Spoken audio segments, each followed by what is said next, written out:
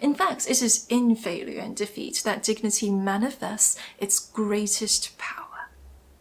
It tells you to lift yourself up. Not just pick yourself up, but to lift yourself up.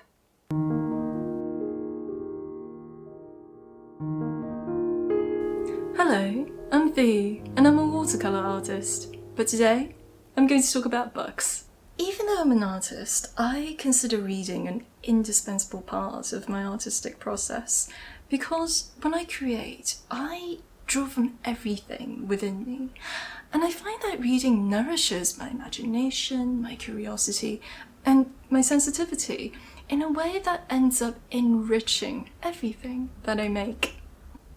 I'm making a number of videos elaborating on quotations that I've selected from this set of books, written by the author, poet and painter Jiang Xun, who shares with such warmth, love and profundity his thoughts on the most influential work of literature in his life, the enduring Chinese classic Dream of the Red Chamber.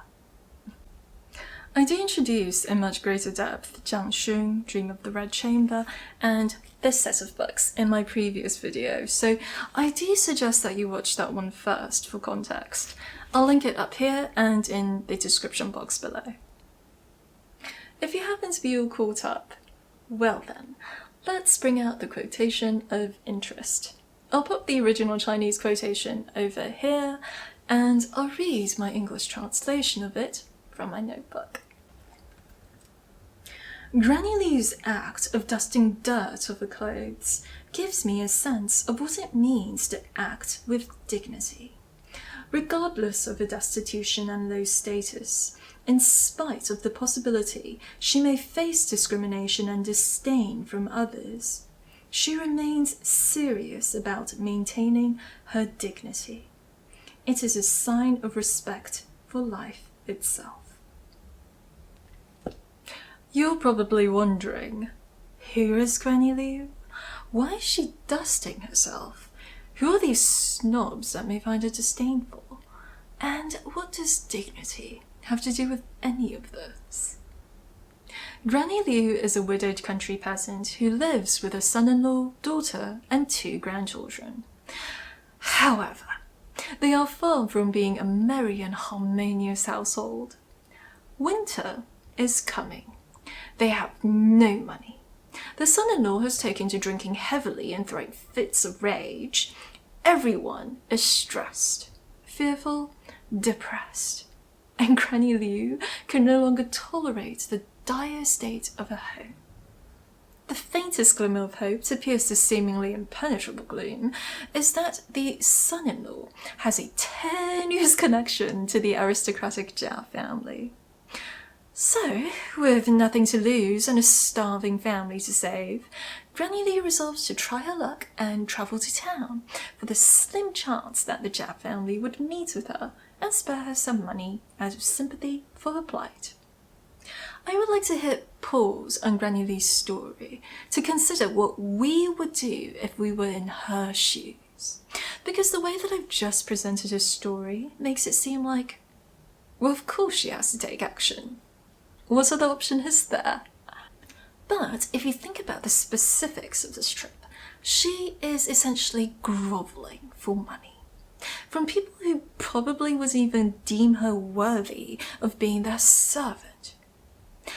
The reality is that this undertaking is humiliating, intimidating, terrifying, degrading, and to make matters worse, the chance of success is minuscule. And we haven't even factored in the physical exertion of making this trip on foot for an old woman. If we were in her shoes, I suspect a good number of us would just not see the point in making this trip. And that reluctance and skepticism is duly shared by Granny Liu's daughter and son-in-law. That is, until they realize that they aren't the ones who have to make this trip. They then fully support the plan. However, Granny Liu takes the prospect of this trip in stride, in what can only be described as unflagging yet realistic optimism. She says, "Even if I do not return with money, I will have at least seen with my own eyes the gates of an aristocratic mansion, and for that alone, my trip will not have been made in vain." And back to Granny Liu's story. Before the break of day, she sets out on a journey into town. When she finally arrives, she finds herself standing in front of the stateliest gates she has ever laid eyes on, with 2 majestic stone lions flanking each side and rows of carriages parked out front. She cannot be more out of place. Suddenly, she is self-conscious of her unkempt appearance. And here we come to the moment Jiang Xun's quotation is referring to, when Granny Liu starts to dust herself. It's a small and swift gesture, so easy to miss, and yet so poignant in its implications. The truth of the matter is, whether or not Granny Liu dusts herself makes absolutely no difference to the people she hopes to meet. She is still the same old, poor, dirty, lowly peasant woman of no consequence. But it makes a difference to her. Jiang Xun captures the essence of this moment beautifully in his quotation. I'll read it again. Granny Liu's act of dusting dirt off her clothes gives me a sense of what it means to act with dignity, regardless of her destitution and low status, in spite of the possibility she may face discrimination and disdain from others. She remains serious about maintaining her dignity. It is a sign of respect for life itself. If we were to conjure up in our minds an image of a dignified individual, I'd presume that no one came up with that of a poor old peasant woman asking for money. And yet, the series of choices that Granny Liu makes compels us to think of her in a new light. When morale is low and hope seems lost, she refuses to give up without a fight. And when her son-in-law and daughter are deterred by their own fear and shame, she accepts the responsibility of going to town out of love for her family. And when no one perceives her worth, instead of spiraling into feelings of self-pity, envy, resentment, she chooses to dust herself. She chooses to be the one to respect herself first.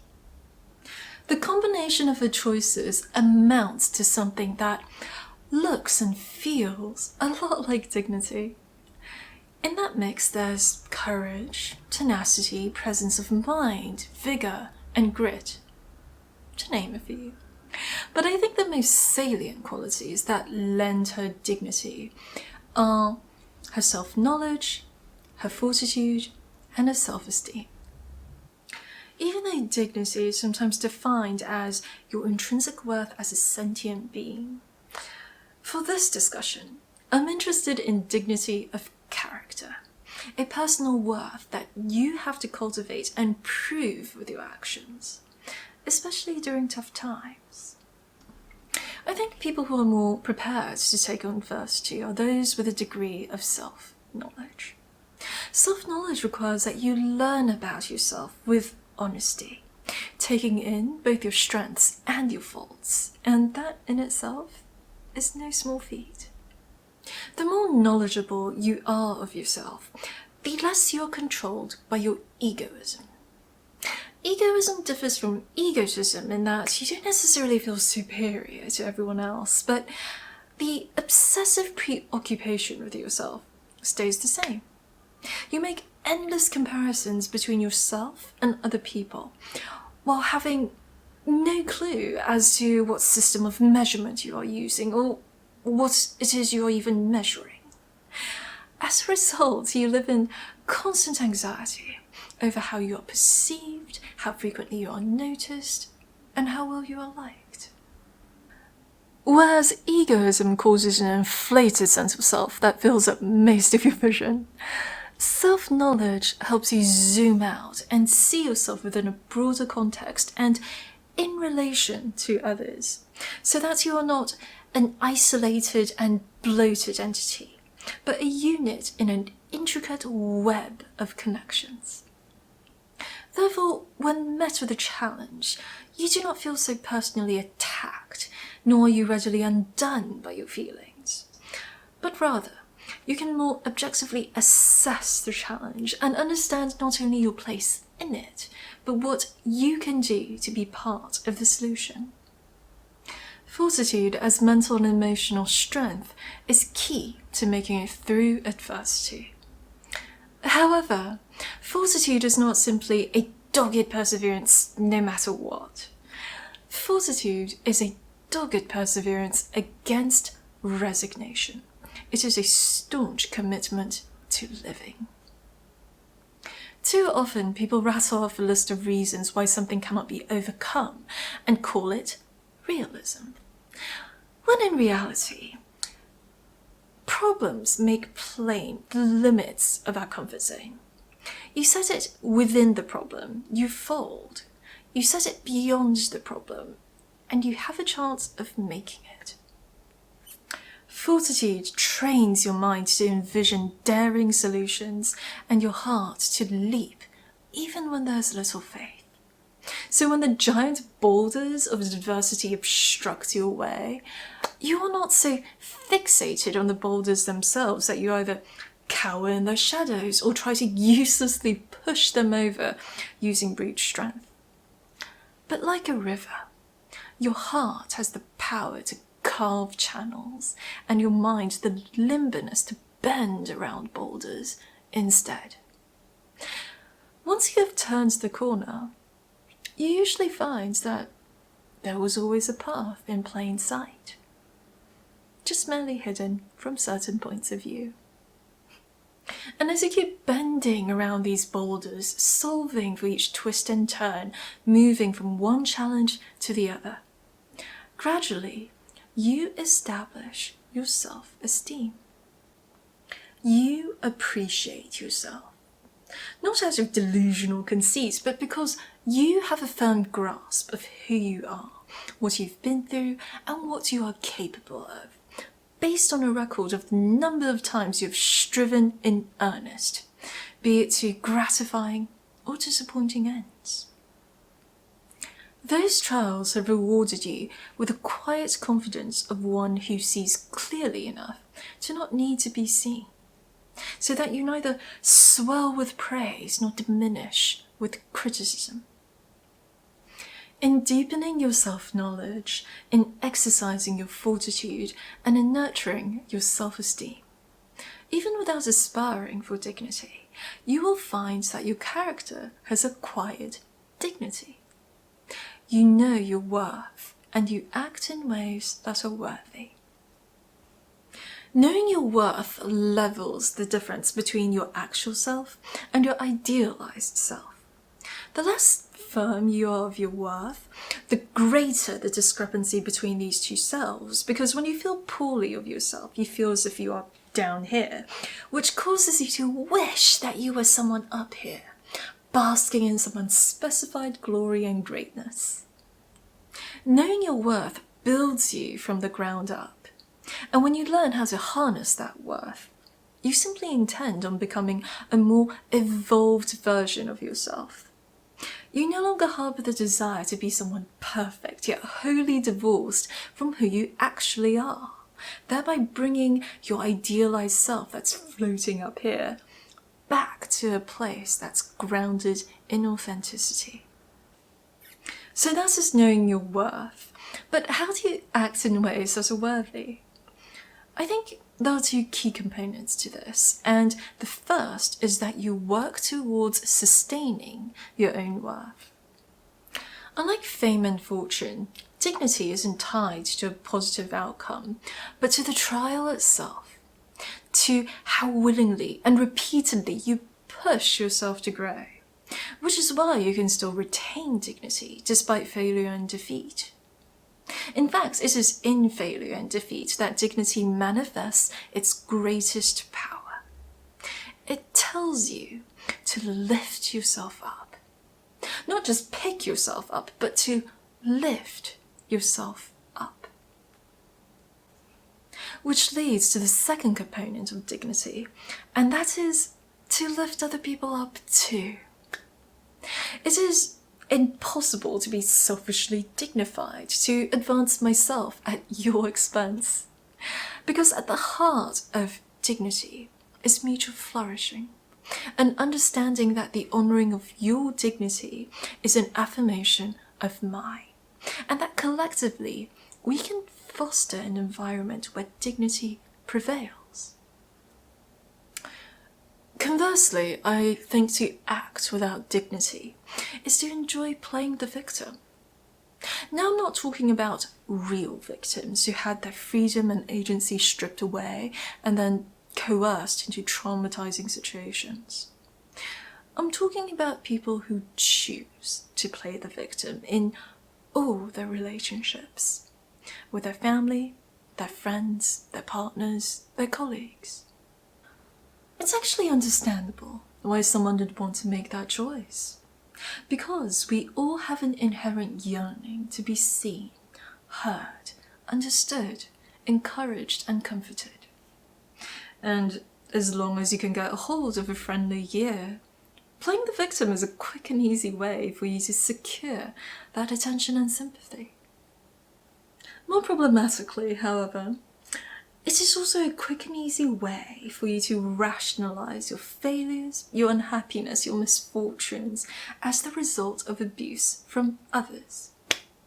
Not only can you avoid responsibility for your actions, but you also acquire a sense of moral superiority as one who assigns blame and passes judgment. The victim mentality stems from a place of deprivation. You react based on your unmet needs, and you take for granted when those needs are met, so that satisfaction can never be had in your relationships and with yourself.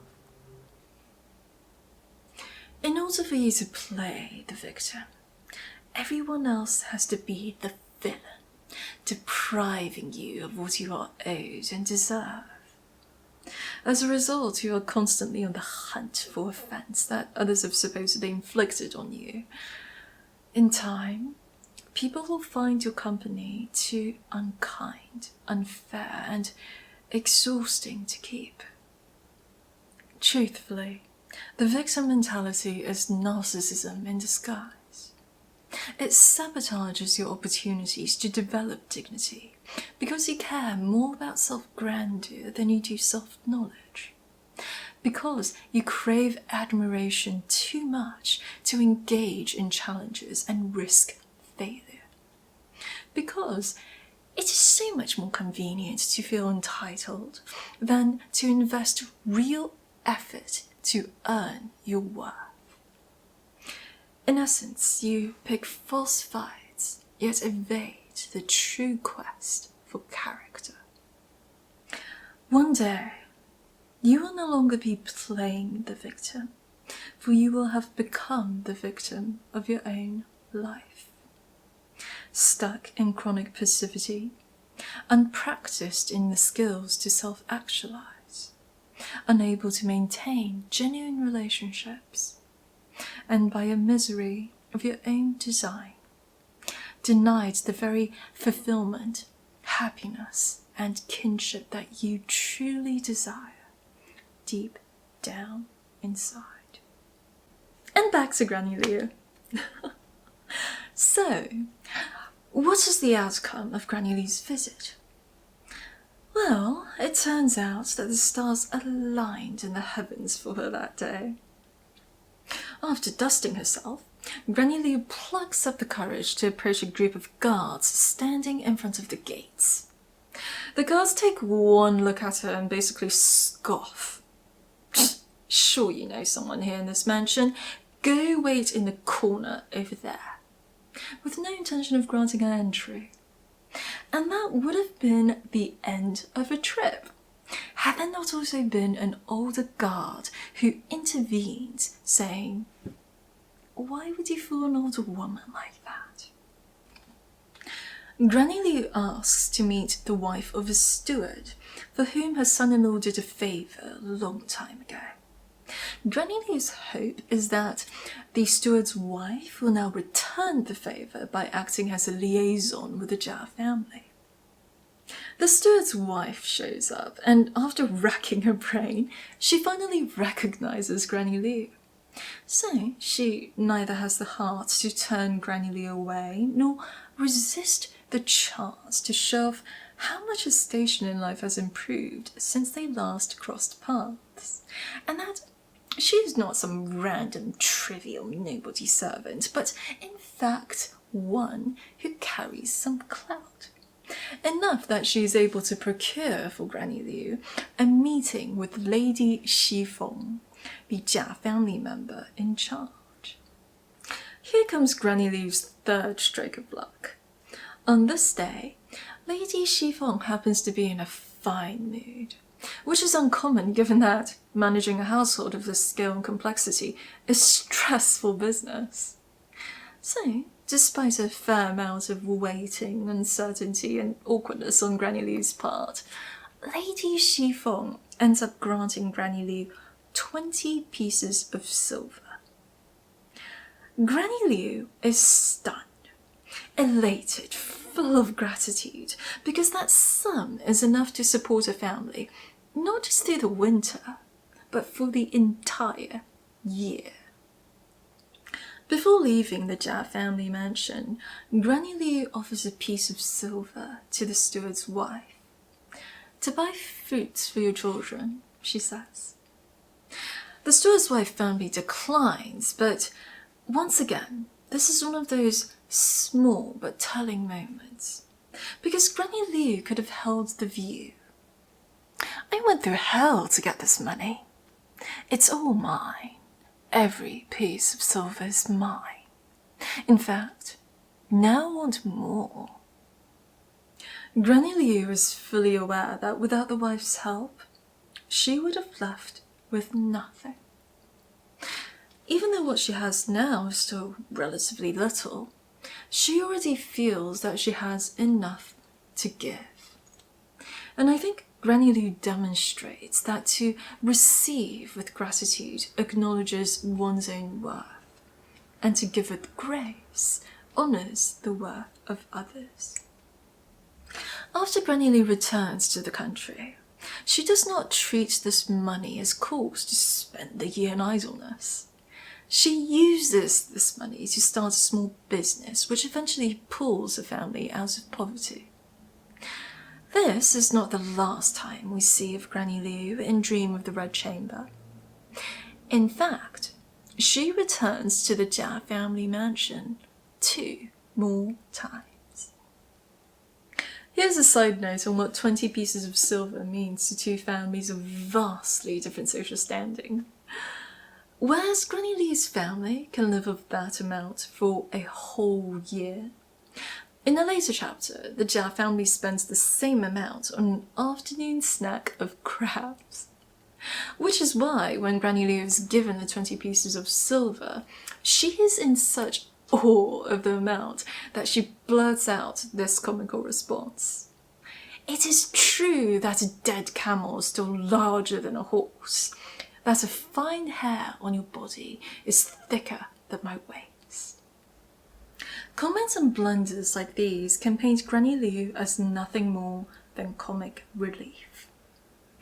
As a matter of fact, there's a Chinese saying, 刘姥姥进大观园, Granny Liu visits the Grandview Garden, which is a saying that pokes fun of unsophisticated people who do not know how to act with grace and decorum in a refined setting. Indeed, on Granny Liu's second visit to the Jia family mansion, she does land herself in a series of hilarious situations that, at first glance, can make her seem every bit the country bumpkin. However, Her gaucheness says everything about her circumstances and nothing about her character. And when you can look past her poverty, you see her nobility.